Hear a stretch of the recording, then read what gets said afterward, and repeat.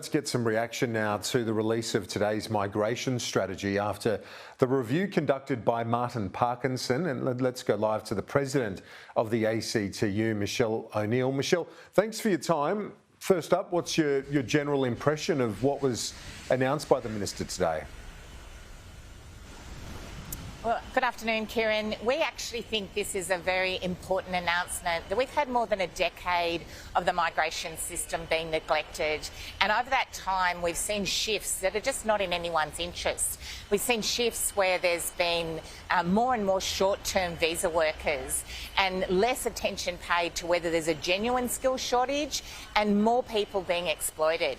So we welcome the announcements by the government today that we need to have a migration system that's fit for purpose, one that actually has a really strong basis in an independent verification of skill shortages, that gives local workers the opportunities, but also makes sure that when we do bring in migrant workers to this country, that they're protected and not exploited. When it comes to those shortages, clearly there are shortages across a number of sectors.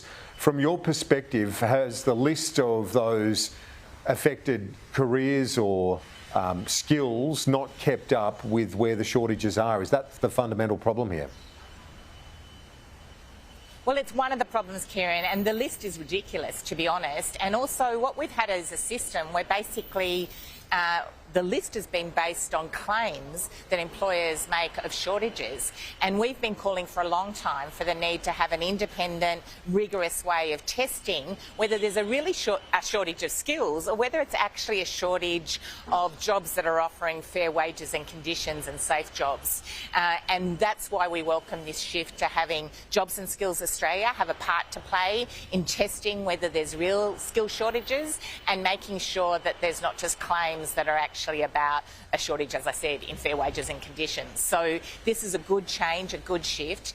The list didn't make any sense. And having a system where employers and unions and government can work together on this is also a big improvement. The other thing I'd say, though, is that we just neglected thinking about what's in our country's interests. And it's not in anybody's interest to not give local workers the skills and training they need to get the jobs now and into the future, but also not to make sure that we have genuine opportunities for migrants to come to this country and to stay. Like, we've got a proud history in Australia of permanent migration.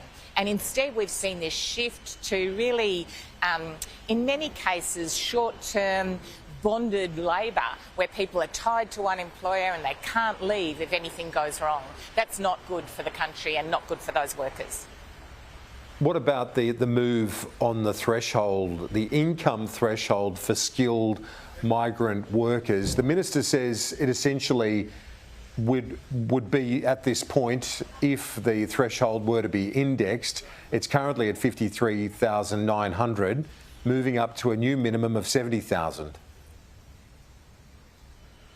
This hasn't changed in more than a decade, so it has become, again, a really ineffective protection. What it should be is it should keep up with average weekly earnings. We were actually calling for it to rise to $90,000. We expect and respect the fact that the government has lifted it after a decade of it being frozen to $70,000, but we think there's more work to do here.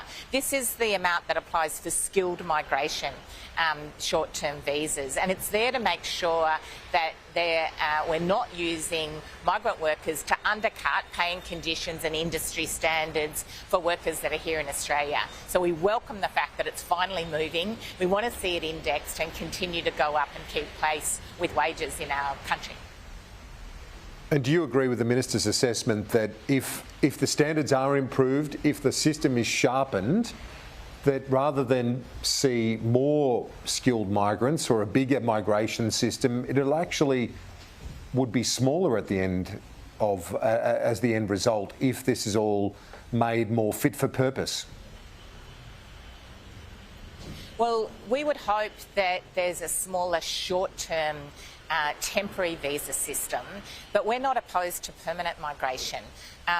the fact that Australia has a great multicultural country and that many workers here in Australia come from other countries or their parents came from other countries is a strength in our country. What's gone wrong is that we've moved away from that permanent opportunity to build a life and become part of this great country to a system where people come in on short-term visas, are open to exploitation, and it's not properly regulated. That's been the problem.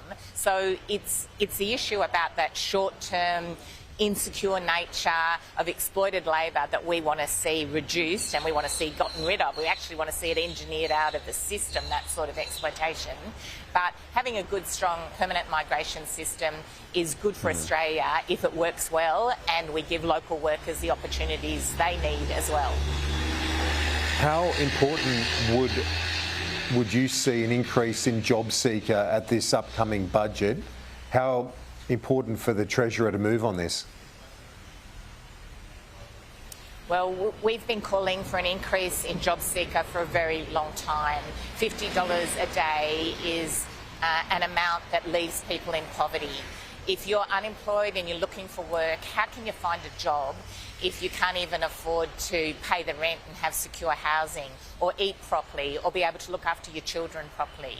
So we do want to see a significant increase in JobSeeker. We've joined with many other people calling for that. But this, of course, is an issue that should have been fixed many years ago.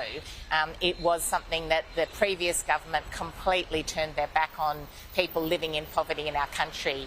We think there needs to be a rise in welfare payments as well as a rise in wages because the cost of living crisis is making it so tough for people.